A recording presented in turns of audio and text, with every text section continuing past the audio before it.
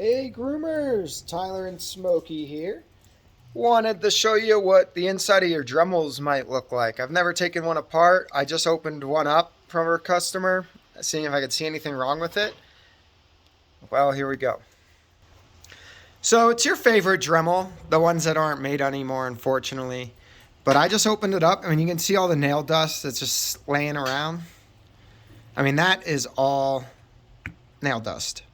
So that's no good because as you see it, it turns into like concrete. Not so much on the battery, but inside the brushless motor there, all the way up. And tons of fur wrapped around the arbor. I'm not sure what you call that. Same in there. There's tons of electronical parts underneath this battery, and it's all coated in this dust. So I'm not sure. She said they were dropped, so I don't think they're working. I'm just going to try and blow it all out, remove some of this fur, and see what happens. Because it's that Dremel everyone likes that they don't make anymore. But yeah, just want to tell you to blow out your Dremels every day. In the back of the case, there's this little like smiley face. You could stick your air hose in there and blow it out.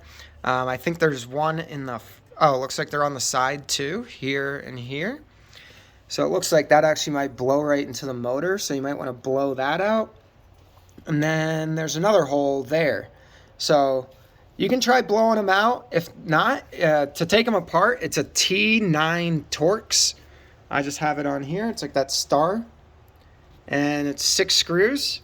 But there's a lot of loose parts in here, so be careful when you take them apart. I'm not sure what this is, if that's what broke or not. But when I put it back together, I'm sure I'll find out. But yeah. All right.